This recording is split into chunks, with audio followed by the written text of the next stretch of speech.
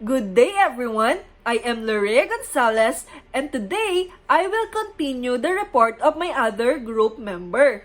But before that, I have prepared here an activity. All you have to do is unscramble the letters that is shown on the screen. Alright, ang nabuo nating words sa unscrambled letters ay kinesthetic learners. Physical or tactile learners, often referred to as kinesthetic learners. They are the students who learn best when they can physically engage with the material. They retain information more effectively when they are actively involved in hands-on activities or movements rather than just passively listening or watching. For them, the more they can interact with the subject matter through movement, manipulation, or doing, the better they can process and understand it. So what are the characteristics of kinesthetic learners? So these are the students often feel restless when sitting still for long periods. They learn best when they can engage in physical activities. They prefer doing over watching or listening. They enjoy building, experimenting, and engaging in practical tasks. They often express themselves better through action or by performing tasks rather than talking about it. Sitting in a desk for a long period of hours can be challenging for them, and they may struggle to focus in such an environment. Here are the strategies in teaching physical and tactile learners. First is incorporate movement in lessons. For example, during a lesson in history, instead of just lecturing, the teacher could organize a historical walk where students physically move around the room or school while discussing key events. For example, they can walk from one station to one another, each station representing a different historical figure or event, and they can read or perform an activity related to that event. Why it works? This type of lesson engages their need for improvement while reinforcing the learning materials.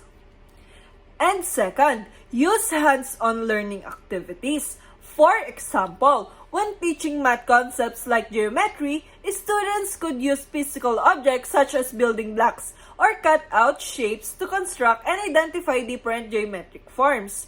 For science lessons, students can conduct experiments where they can touch and manipulate materials directly. For example, mixing chemicals or planting seeds.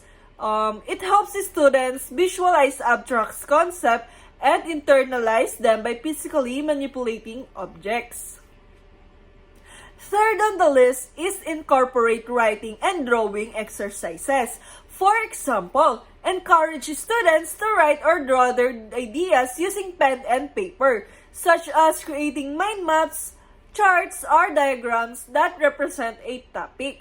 For example, while studying ecosystem, they could draw a food chain or diagram of a water cycle.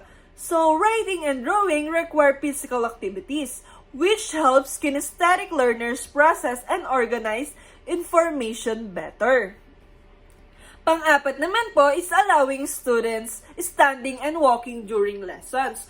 For example, if a student needs to move, allow them to stand or walk around the room, or even do light exercises like stretching while reviewing notes or reading. For example po, they are reviewing their vocabulary.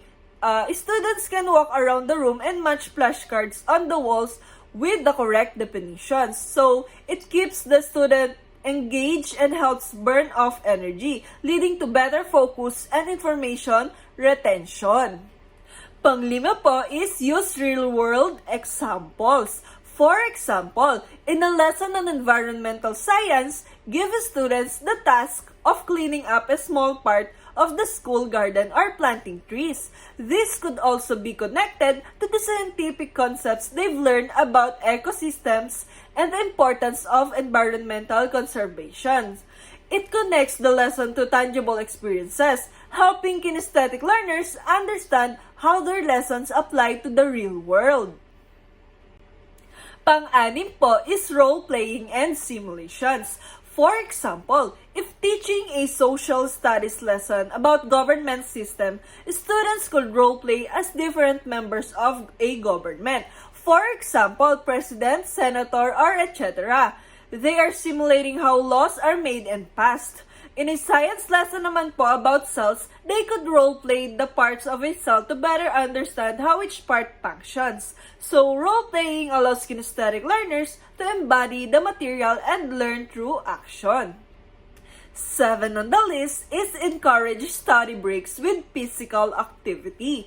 For example, suggest that students take short physical breaks such as a few minutes of stretching or walk around the school while reviewing for a test or studying.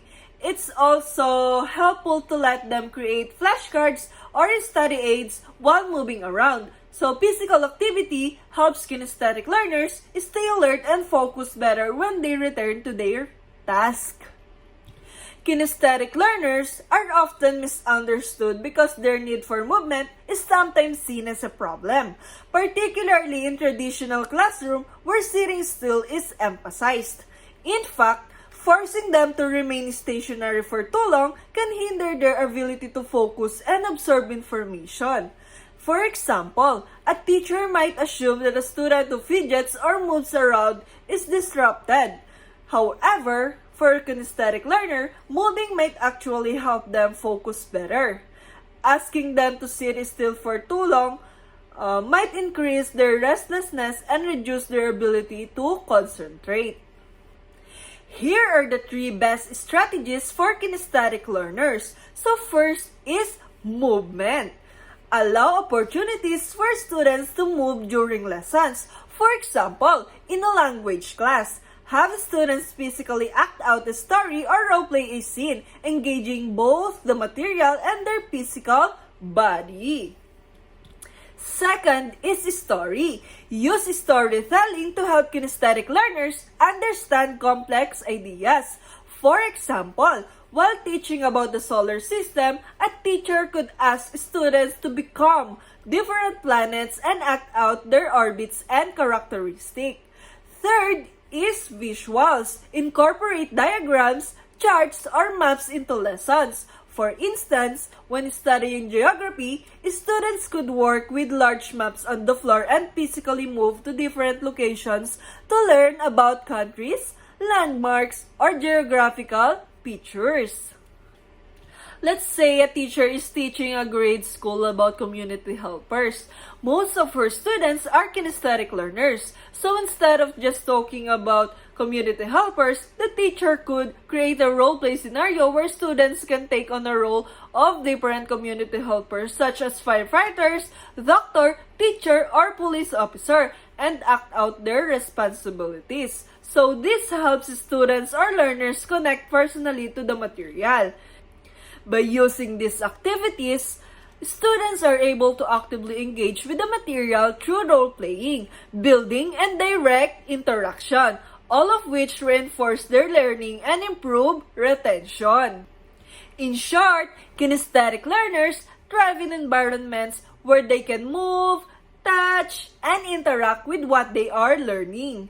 Teachers should utilize movement, hands-on activities, and real-world applications to help these students succeed. By understanding their needs and adjusting teaching methods, kinesthetic learners can fully engage and excel in their studies.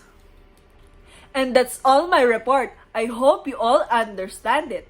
Thank you for listening.